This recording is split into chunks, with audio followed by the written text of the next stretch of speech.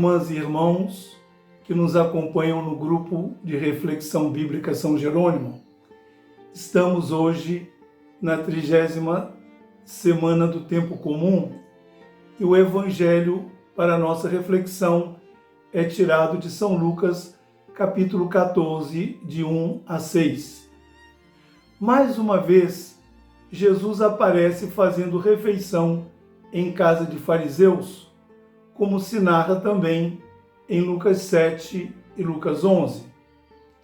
Com isso, Jesus é apresentado como quem não tem medo de estar em contato com aqueles que o perseguem e dificultam o seu ministério.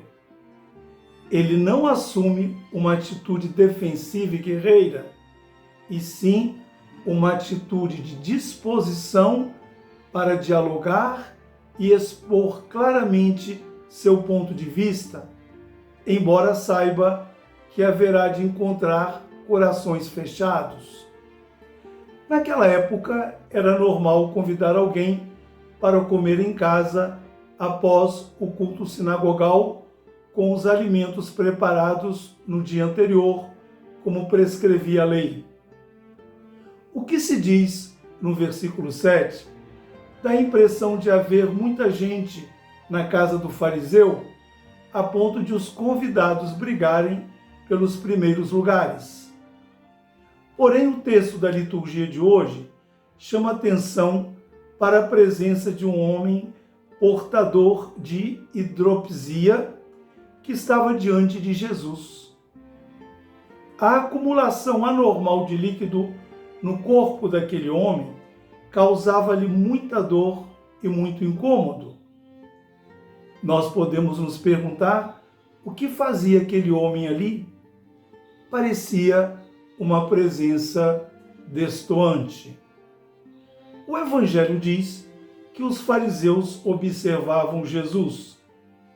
Lucas usou um verbo que significa olhar para alguém cuidadosa e maliciosamente, com o desejo secreto de encontrar no outro algo de errado. Era como se tivessem preparado uma armadilha para Jesus. Os fariseus se distinguiam pela observância escrupulosa da lei mosaica.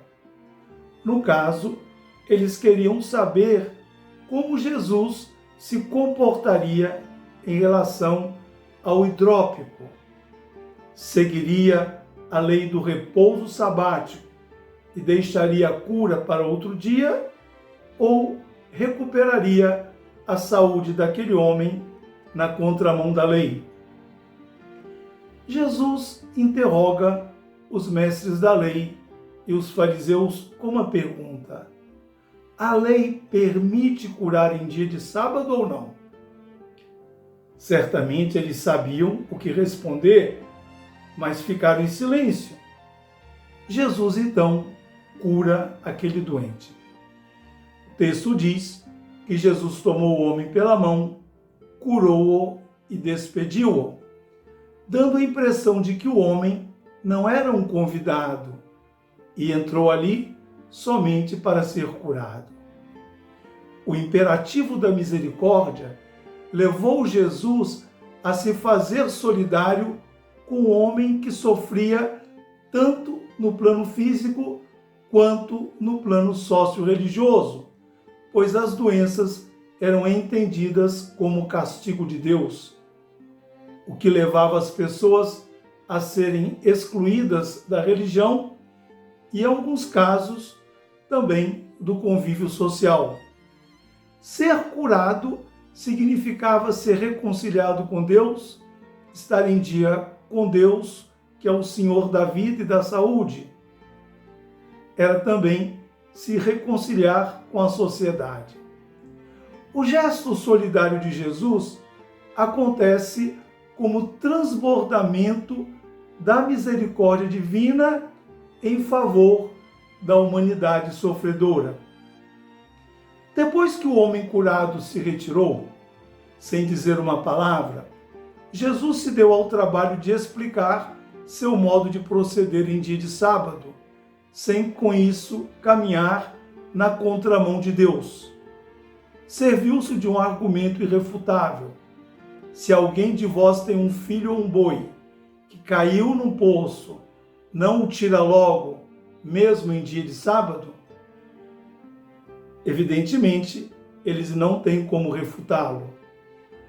Essa atitude humanitária de Jesus está em conformidade com a lei mosaica expressa em Deuteronômio 22:4, que diz: se vês o asno ou o boi do teu irmão caídos no caminho, não fiques indiferente, ajuda a pô-los em pé.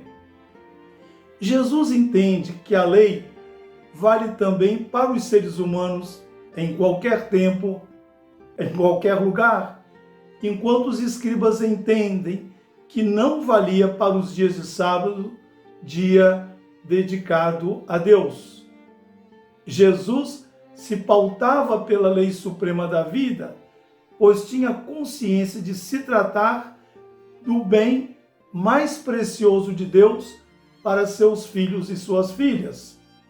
Daí não temer o legalismo religioso dos escribas e dos fariseus. Em nossa oração de hoje, podemos pedir a graça de praticar sempre a vontade de Deus, o Senhor da vida, mostrando-nos misericordiosos em relação aos nossos irmãos e irmãs sofredores, certos de que nossa missão de solidariedade com eles é expressão da misericórdia infinita do Pai.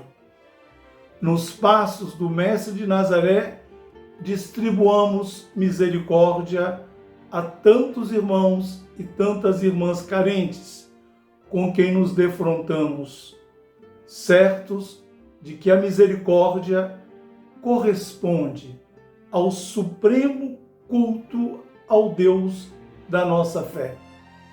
Jamais tenhamos medo de agir como Jesus.